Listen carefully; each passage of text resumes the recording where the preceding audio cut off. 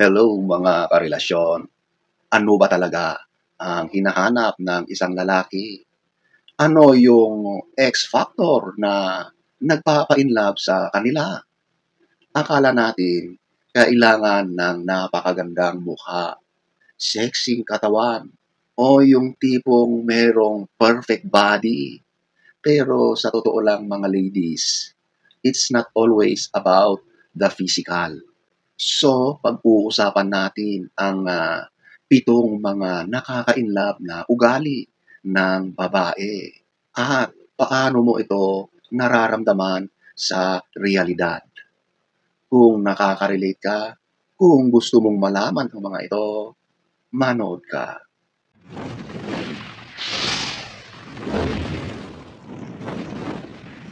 Number 7. Ito yung confidence of knowing your worth. Ito yung alam mo kung ano yung alaga mo. Ito yung hindi ka nag-settle for less. Ito yung ugali na hindi mo hinahayaan na makulong sa isang toxic o low value na relasyon. Sa psychology, ito ang tinatawag na the respect principle. Ang respeto ay hindi mo hinihingi. Ito ay nakikita at naturally na ibinibigay sa iyo dahil sa mga pamantayan o boundaries mo. Kapag alam mo ang halaga mo, nagpapakita ka ng high self-esteem. Ang isang lalaki ay natural na nahuhumaling, naa-attract sa isang babaeng may respeto sa sarili. Hindi ka desperada, hindi ka nagiging clingy, hindi mo hinahayaan na itrato ka ng masama. Kapag nag-set ka ng boundaries, ramdam na ramdam niya ang mga standards mo. Ang dating sa kanya, kailangan niyang mas galingan para makasabay sa iyo. At sa huli, ang lalaking in love sa iyo ay yung lalaking handang taasan ang standards niya para sa iyo. Number 6, the unspoken language of nonverbal affirmation. Hindi mo kailangang maging maingay para iparamdam ang pagmamahal mo. Ang mga lalaki ay action-oriented. Gusto nilang nararamdaman na nagva-value ka sa efforts nila. Ang tawag dito ay value of recognition. Isang sweet na ngiti pagkatapos niyang ipagbukas ka ng pinto o isang pagpisil sa kanyang kamay habang nagmamaneho siya. Yung eye contact habang seryoso siyang nagkukwento. Ito ang mga nonverbal cues na nagsasabi, nakikita ko, nararamdaman ko ang mga ginagawa mo. Ito ay napakalaking self-boost sa kanilang self-esteem. Number 5, the fun of playfulness and lightness. Yung may sense of humor at hindi masyadong seryoso. Ito yung babaeng marunong makipagbiruan, marunong magpatawa, at hindi masyadong high maintenance sa usapang mood. Ang tawanan ay isang powerful tool para mag-connect. Ang tawag dito ay the power of dopamine. Kapag tumatawa tayo, nagre-release ng dopamine at oxytocin ang utak natin. Ito yung feel good at bonding hormones. Kapag ikaw ang nagdudulot ng kasiyahan at good vibes, automatic ikaw ang nagpaparamdam sa kanya ng kasiyahan at tawanan. Ito yung nag-aalis ng awkwardness at pressure.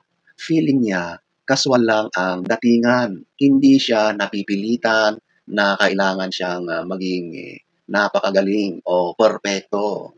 Kapag masarap kang kasama, simple lang ang mga biro, marunong sumabay sa mga tawanan, makipaglaro. Ang iniisip niya, gusto ko siyang kasama palagi. Hindi lang sa romantic na level, kundi sa friendship level na rin. Alam niyo ba na kapag napakalalim ng inyong pagkakaibigan, ito madalas ay humahantong sa isang romantic na level. At madalas ang ganitong relasyon ay mas malalim. Number 4, the beauty of independent life and passion. Yung babaeng may sariling mundo, may career, may mga goals, may hobbies, may mga kaibigan, may sariling buhay. Kapag ang isang tao ay masyadong available at masyadong dependent, bumababa ang perceived value niya. Kapag mayroon kang sariling buhay at passion, nagiging mas interesado at mas hinahanap-hanap ka. Ang dating sa mga lalaki, hindi ka nakaka-drain ng enerhiya, kundi isa kang inspirasyon. Masarap sa pakiramdam ng lalaki na makita ang partner niya na may shine sa sarili niyang mundo. Ang nasa isip niya, wow, I am lucky to be part of her amazing life. Number 3, the charm of genuine kindness and empathy.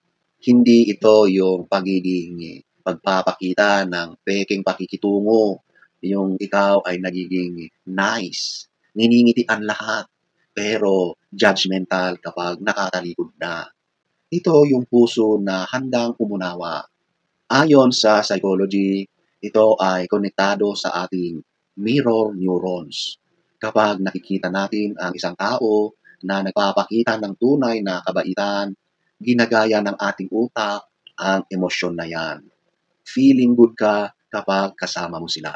Sila yung tao na hindi mo lang nakikitang mabait sa'yo, kundi kahit sinong tao, mga simple, mga mahihirap, nakikita mo na sila ay sadyang tunay na mabait. Kapag may empathy ka, nararamdaman niyang nakikita mo talaga siya. Hindi lang yung role mo bilang boyfriend or mister, kundi yung tao sa loob mo. Kapag may problema siya, naiintindihan mo siya.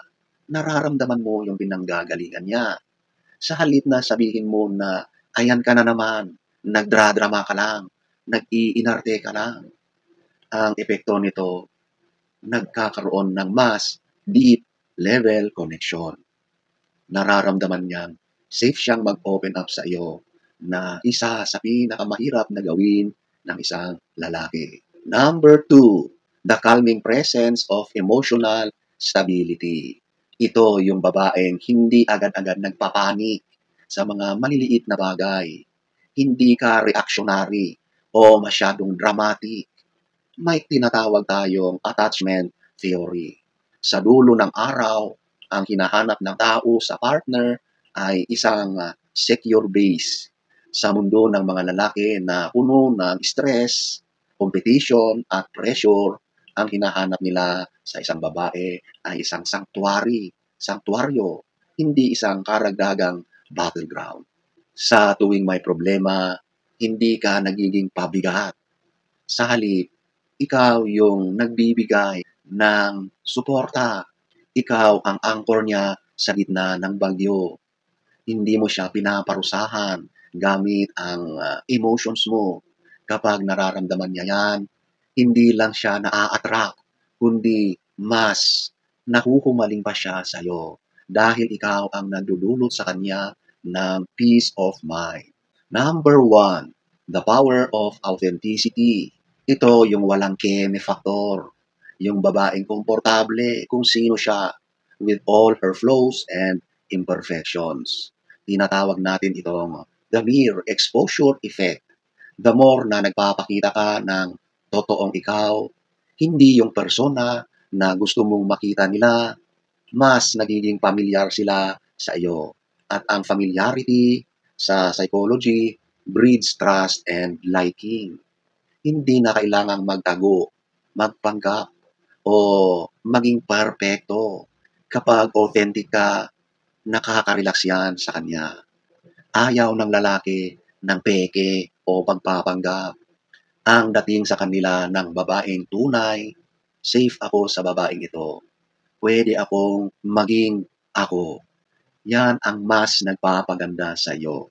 At kapag ganyan ka, sigurado na mahuhulog ang lalaki na yan sa iyo.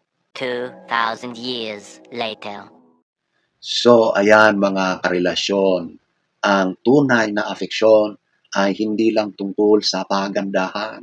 Ito ay tungkol sa pagiging isang magandang tao na authentically masaya, emotionally stable, at may sariling liwanag. So sana ay nagustuhan nyo ang ating topic for today. Next story time. Don't forget to subscribe